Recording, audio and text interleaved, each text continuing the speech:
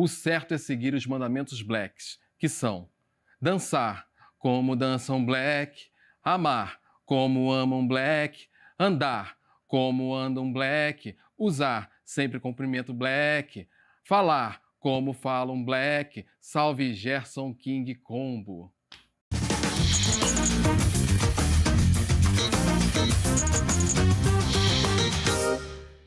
É com essa homenagem ao rei do soul brasileiro, Gerson King Combo, que nos deixou em 2020, que a gente recebe a nossa convidada de hoje, a Adriana Barbosa, da Feira Preta. Adriana, que prazer receber aqui. Obrigada por você ter vindo. Gostou da homenagem? Gente, eu fiquei emocionada, porque esse som é um clássico, né? Um clássico dos bailes da década de 70. Até hoje toca na Feira Preta. Ah, que legal!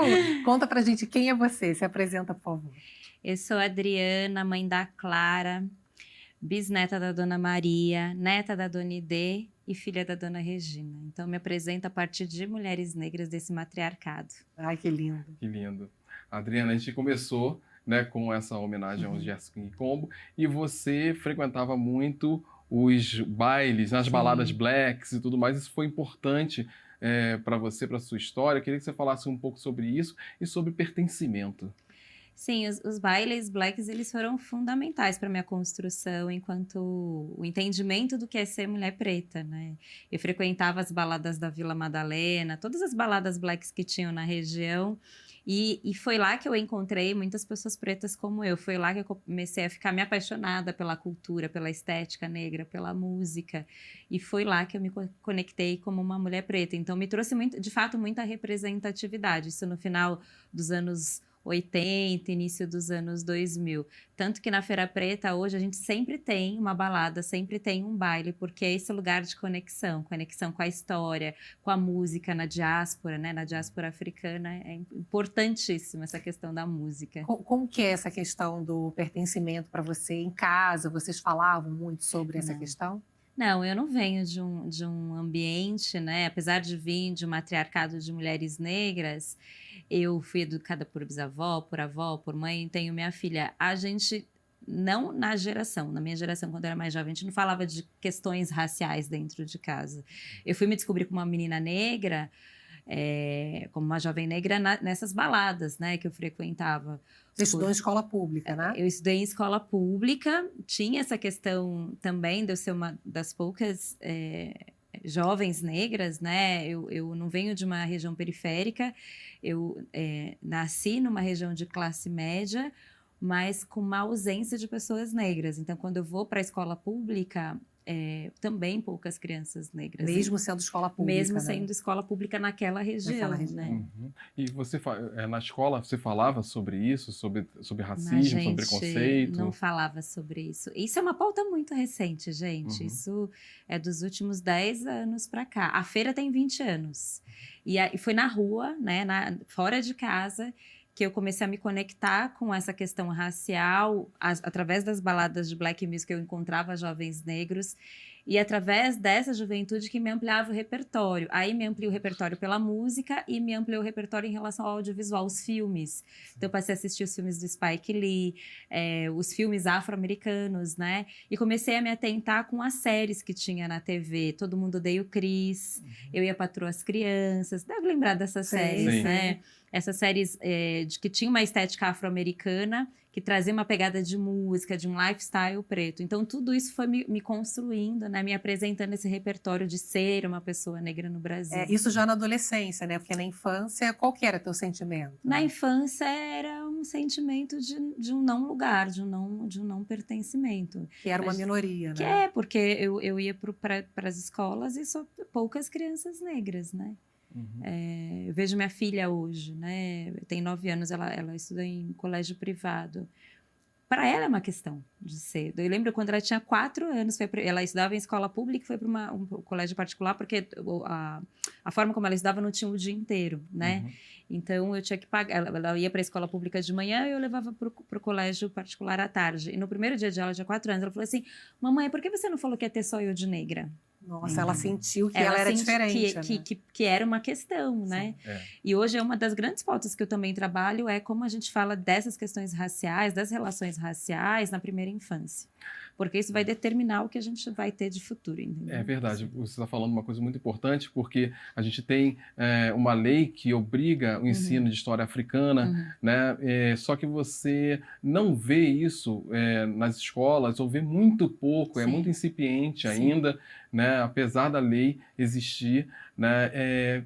O que você acha que é importante estudar história africana, da diáspora, dos africanos, dos seus descendentes, nessa idade escolar principalmente? É fundamental. Hoje, pela manhã, por exemplo, eu estava falando com a coordenadora do colégio da minha filha, né? Porque ela vem de um ambiente de letramento racial, ela já se entende. Eu, com a idade dela, eu não me entendia como uma menina negra. Hoje ela se pinta negra, ela pega os lápis de cor, ela já sabe com a referência de como ela se desenha, né? E a antiga lei 10.639, que cria obrigatoriedade na rede de ensino, tanto da cultura indígena quanto da cultura afro-brasileira. Eu lembro quando eu estudei, tô quase 50 anos, quando eu estudava da idade dela, eu aprendi... Você já tem quase 50? Ah, 50. Ah, não. Não, peraí, parêntese, desculpa. Nossa, pensei que você era muito mais nova, lindíssima. Obrigada. Não que a idade seja um problema, mas eu achei que você era bem mais nova. E aí, na minha idade, a gente aprendia a população negra apenas na condição de escravizada, né? Uhum. Mesmo assim, os quadros do Debré, né? Com os homens, com aquela representação másculos e com a cabeça muito pequena, já para trazer essa representação de uma não intelectualidade negra. E a oportunidade que a gente tem a partir da lei é a gente contar uma outra história. O Brasil precisa contar. Você, né, historiador, eu não sou uma historiadora, mas eu sou uma apaixonada, uma curiosa. E eu sempre conto qual é a história. A história que a gente tem é que o Brasil veio de uma descendência de realeza. As pessoas que vieram para cá, né, a África, ele é um continente, ele tem mais de 50 países, são 54 países. Quando Portugal vai para o continente africano para trazer uma mão de obra na condição de escravizada, não de escravos, né, de escravizados, traz uma mão de obra extremamente qualificada para poder construir esse país, né? A própria Minas Gerais, Ouro Preto, não seria Ouro Preto se não fosse o processo de mineração, de um conhecimento específico para poder fazer a mineração, né, em Ouro Preto. E assim vai para muitas áreas. Então, eu acho fundamental a gente ter oportunidade hoje de poder ofertar para as crianças um repertório que seja um outro repertório, que não seja um repertório só da vulnerabilidade. É porque você já cresce fortalecido, né? Você tem até uma frase que a gente estava lendo que você falou assim, que é fundamental aquilombar-se para ter musculatura emocional. Conta pra gente essa frase, né, o sentido dela. O sentido dela é que, a partir desse processo de ampliação de repertório, eu começo a me conectar com uma história que é uma história que não é uma história só que deixa numa situação de vulnerabilidade, de enfraquecimento do que eu sou, da minha história, né?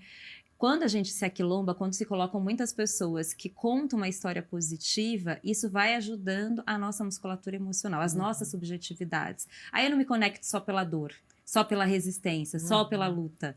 Eu me conecto pela beleza. O Brasil hoje ele é mais de 50% de população negra, é a segunda maior população negra do mundo, é a maior população negra das Américas, e só é por um processo subjetivo, que é de se reconhecer negro, por um processo de autodeclaração. Né? Muita gente mudou até recentemente. Mudou né? recentemente porque a gente começa a se conectar com as histórias, a história de beleza, de potência. É uma outra construção de imaginário, entendeu? Você estava falando de beleza e de poder se reconhecer, de se ver, né? Você trabalhou tanto em rádio quanto em TV, né? E a gente só está vendo um movimento maior agora, né, há pouco tempo, de ter mais personagens e mais referências e personagens também importantes, né, de destaque nos filmes, nas TVs e tal, aqui no Brasil, né, personagens negros. Como é que você está vendo esse momento agora? É um momento de ruptura, né? Porque, imagina, eu sou da geração da Xuxa. Muitas meninas negras queriam ser Paquita. A gente só tinha uma referência que era Bombom, e a Paquita era questão totalmente estética e ligado ao cabelo, né? Quantas e quantas meninas negras colocavam toalhas para ver se balançava o cabelo? Isso foi uma construção de uma geração, né? De uma construção de imaginário de que a população negra não era esse padrão de beleza, esse padrão estético, tanto do ponto de vista da beleza quanto do ponto de vista de... Tinha uma construção de imaginário muito ligada à escravidão, né? As novelas. Sim. Muito recentemente, famílias negras já com classe média, a família Brown, né, com o Lázaro e com a Thaís Araújo, já vindo numa outra perspectiva. Exato. Todas essas construções vai nos possibilitando a gente trazer outros referenciais, sobretudo para jovens, para adolescente e para criança. A gente está falando de referências, né? E eu queria que você contasse a história da referência na sua família de empreendedorismo.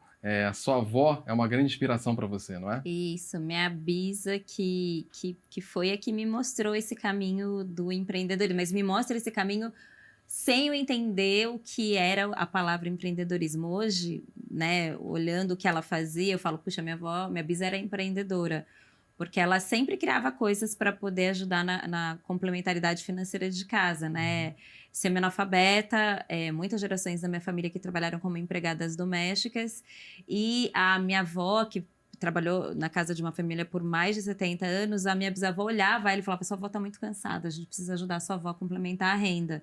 Aí ela criava coxinha, ela fez marmitex, ela abriu a porta da nossa casa para ser um restaurante de experiência de comida caseira, ela não tinha frequentado nada de escola, né, sobretudo na área de negócios, mas ela tinha um conhecimento que eu digo que é ancestral, né, dos mercadores africanos, das mercadoras africanas, porque ela manjava de precificação, ela entendia de estratégia de comunicação, aonde tinha que distribuir a comunicação das quentinhas dela, a informação de público, liderar a equipe.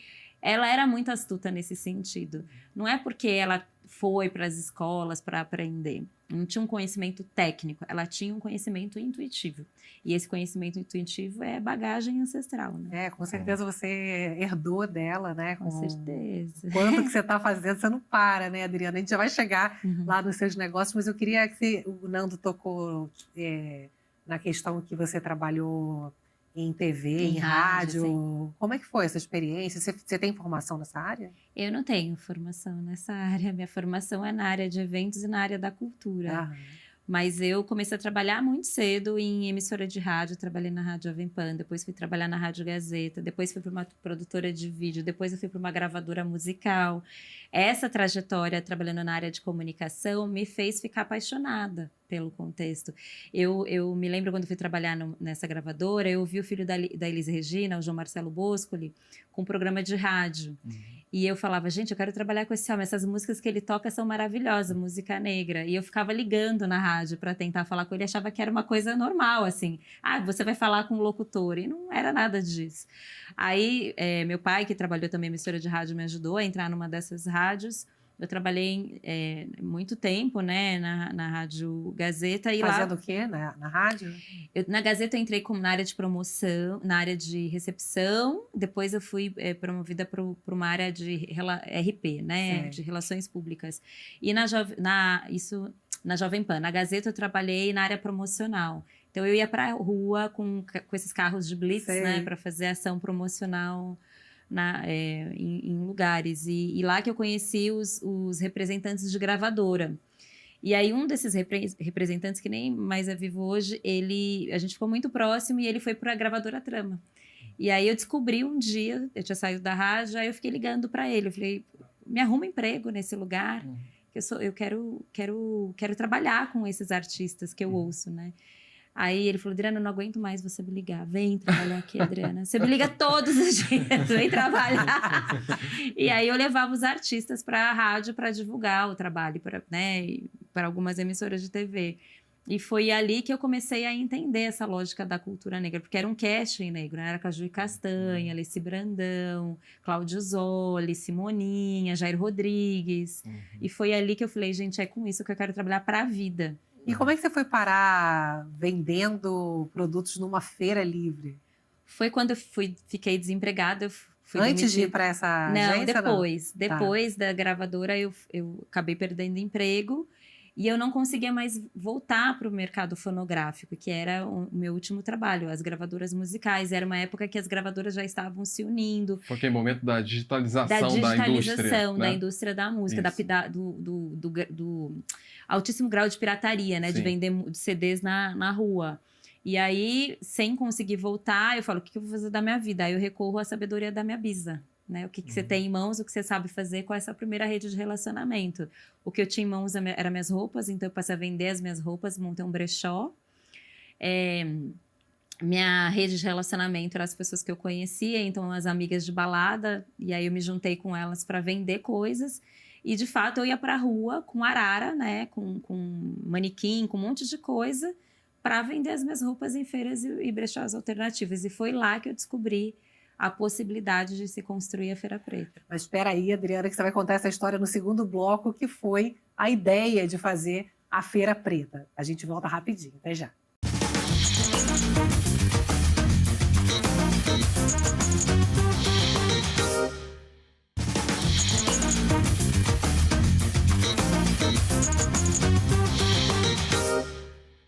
A gente está recebendo hoje a Adriana Barbosa, da Feira Preta, do Preta Hub. Adriana, antes do intervalo, você começou a contar que foi a partir de uma necessidade de trabalhar numa feira livre que você falou, poxa, pode surgir daí a Feira Preta com esse foco, né? Inclusive a Feira Preta é um dos maiores eventos da cultura negra da América Latina. Conta pra gente como é que foi essa criação.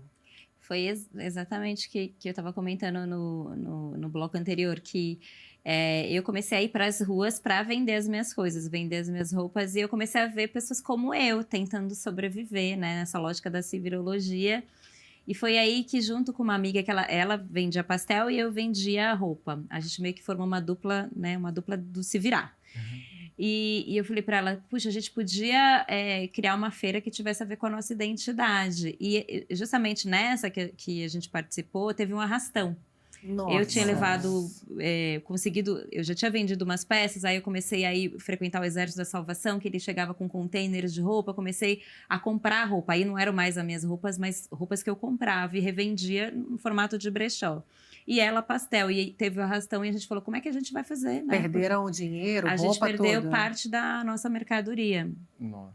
E foi aí que veio o desejo de criar a Feira Preta para trazer para o centro pessoas que estavam tentando sobreviver, mas com uma pegada de criatividade, de inventividade, sabe? De cultura negra que estava sendo construída e que eu já percebia dentro daquela região da Vila Madalena, né? Que apesar de ser uma região boêmia, ela é uma região muito cultural também. E já tinha muitas cenas acontecendo naquela época, e aí surgiu a Feira Preta em 2002 na Praça Benedito Calixto. E o que vocês oferecem na Feira Preta? Depois de 21 anos, né? Exatamente. A feira deixa de ser feira, passa a ser um festival, ocupa a cidade de São Paulo. A gente tem programação desde cinema, mostras de cinema negro, exposição de artes em museus. Até a ocupação do Teatro Municipal a gente já fez. E a feira culmina no final de semana, né? Esse ano no Memorial da América Latina, nos dias 3 e 4 de dezembro. A gente tem mais de 100 empreendedores. Esse ano a gente está com 150 empreendedores de produtos diversos, produtos e serviços tanto do Brasil, de toda a região do Brasil, e da Colômbia, além de espaço infantil, que a gente tem uma programação infantil, tem área gastronômica, esse ano a gente está trazendo os principais restaurantes que traz essa culinária de referência africana, tem música, esse ano tem show da Isa, show do Baiana System, tem uma série de conteúdos acerca da cultura negra. Ah, ficou demais. Ela cresceu muito, mas ali naquele comecinho, na Praça Benedito Calixto, onde vocês começaram, e ficaram ali muito tempo? Como é que foi ali a feira naquele lugar? A gente fez o primeiro ano. No segundo ano, quando a gente foi realizar a segunda edição, e no primeiro ano a gente levou 7.000 pessoas. No segundo ano, quando a gente foi realizar, teve abaixo-assinado ali do entorno, submetido à subprefeitura da região, alegando que não gostavam da nossa cultura, da música. Não acredito. E aí a gente teve que sair, e de lá a gente... Abaixo-assinado dos moradores. Não era só dos moradores, tinha gente ali que se organizou, articulou para que a gente não continuasse uma feira uma vez por ano, né? E aí a gente, ou seja, racismo institucional, né? Porque é isso, o espaço público, como a gente não pode fazer, todo mundo pode, só a gente que não. E aí, mesmo eu tendo mobilizado mais de 3.000 assinaturas, né, também para fazer um contraponto ao abaixo-assinado, a gente não consegue ficar. e a gente começa a peregrinar vários espaços. Um dos espaços que a gente passou foi pelo AMB, a gente ficou 8 anos no AMB, né, que é um dos grandes centros de exposição de São Paulo. E a gente chegou lá vendendo quentão e vinho quente 6 meses antes numa festa junina. A gente vendeu quentão e vinho quente na festa ali festa junina que tinha ali na Vila Boim. E com a grana que deu, a gente pagou os 10% de reserva do espaço. E a gente fala que paga, tipo, parcelou, tipo carnezinho, até chegar a data da Feira Preta. Foi importante isso há, sei lá, mais de 10 anos atrás, como um processo de transformação de feira de rua para feira de pavilhão. E aí o desenvolvimento como um modelo de negócio, né? E atrair, né, todo mundo para lá também isso. é outro contexto, né? Hoje a gente recebe caravanas em caravanas, ônibus que vem fretado de diversas regiões para Feira Preta. Muito legal. Agora, você já tem parcerias com grandes marcas, Sim. né? Como é que você está vendo hoje o mercado para essas questões, esses eventos e essas iniciativas, né, que são mais voltadas à diversidade, à inclusão, à igualdade racial, né? Como é que você está vendo a relação das marcas com esses projetos? Né? Mudou, é um outro Brasil, né, em relação a isso, porque a gente está... Hoje as marcas falam de diversidade, e outra, você tem 56% de população, como é que você não vai produzir, comunicar com essa população? As populações têm as suas especificidades. Eu acho que o que as marcas hoje estão fazendo é entender quem é esse público, onde esse público está, e ofertar, né, produtos e serviços que atendam essa demanda. Então, você tem cada vez mais o mercado ofertando produtos segmentados, né, produtos específicos para a pele negra. Ou, sei lá, a população negra tem especificidade, seja de doenças, por exemplo, anemia falciforme, intolerância à lactose, pressão alta, são doenças que dão predominantemente na população negra. Tinha uma campanha, né, com Lázaro e a Thaís, com leite que era contra a intolerância à lactose. Então, você tem hoje empresas olhando para atender essas demandas de consumo e, inevitavelmente, elas vão procurar esses projetos, esses festivais que dialogam com esse recorte da população. Isso, você está falando de projetos, festivais. Vocês têm vários projetos, né? Você tem o Preta Hub, tem o Instituto Feira Preta. Eu queria que você falasse um pouco. Gente, é muito projeto. Tem uma casa agora, né? A casa do Adriana. Preta Hub, né? Sim, isso. A gente tem a Preta Hub, que é a marca mãe, que é o guarda-chuva. E debaixo dessa plataforma a gente tem vários programas. Tem as casas, uma em São Paulo, na região da 9 de Julho, todos estão convidados. E tem uma no Recôncavo Baiano, né, na cidade de Cachoeira. Tem o Festival Feira Preta, que acontece uma vez por ano. Tem um programa de incubação e aceleração e educação empreendedora, né? Só esse ano a gente está aportando mais de R$2 milhões em mulheres negras como investimento. Tem um programa que é de letramento racial para as empresas. A gente tem feito muitas coisas dentro desse campo. Como é que é trabalhar com coisas ligadas, né? Projetos ligados à sua identidade depois dessa trajetória toda sua? Cara, é viver de propósito, né? Antes eu ouvia, viver de propósito, sentido. Eu falava, que é isso, né? Mas hoje eu posso dizer que eu vivo de propósito. Eu não fui escolhida, eu escolhi o que eu quero fazer. Eu acordo, eu durmo pensando o que eu quero fazer, né? E me dedicando àquilo que eu acredito, à construção de um futuro que me desrespeita, que desrespeita a comunidade, que desrespeita o futuro da minha filha. Qual a importância, Adriana, de ter projetos que falam de identidade negra, de inclusão econômica? É fundamental para o Brasil, para a identidade brasileira. Não existe um Brasil sem a metade da população. Simplesmente isso, de forma muito pragmática. São 50%, mais de 50%. Você não pode negar mais, nem colocar debaixo do tapete. O Brasil precisa fazer as pazes com a sua identidade negra e indígena, entendeu? E está falando também de economia, de negócios, de movimentar muito dinheiro, né? Como é que você consegue dialogar e explicar isso para as grandes marcas, para os empresários, né? Para as empresas? Nos últimos anos, a feira tem investido em pesquisas. A gente tem grandes estudos de pesquisas para influenciar políticas públicas e influenciar o mercado. A gente fez finalzinho do ano passado, com o Instituto Locomotiva, que fala que a população negra movimenta trilhões. Sobretudo mulheres negras. Mulheres negras representam 29% da população brasileira. Se fosse um país, seria a Itália. Imagine você não olhar... Né? O que é com esse potencial, né? Com esse potencial. Como é que você vai negar a Itália, entendeu? Adriana, ancestralidade é? Passado, presente e futuro. É entender da onde eu vim e para onde eu vou. Oncotonco, onde é que eu estou e para onde eu vou. O que é ser brasileiro para Adriana Barbosa? Ser brasileiro para Adriana Barbosa é resiliente, é ser confiante, é ter criatividade, é ter amor, é acreditar na coexistência das nossas identidades. Obrigada, Adriana, Muito por obrigado. compartilhar aqui sua força, sua história. Gostamos muito. Obrigada. Eu E adorei. sua ancestralidade. Obrigada.